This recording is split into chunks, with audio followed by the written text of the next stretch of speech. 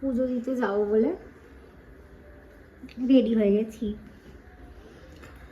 আজকে তো পুজো, কালী পুজো আছে, তাই তো পুজোটা দিয়ে আসি।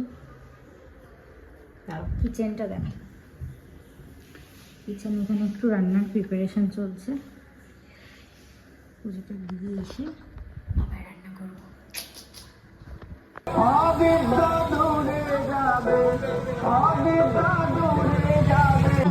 মোমবাতি নিয়ে আসি একটা।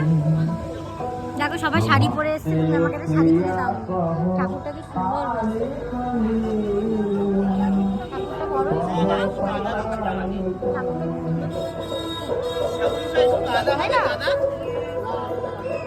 এই ঠাকুরের গন্ধটা খুব ভালো লাগে আমার, ঠাকুরের পুজোর সময়।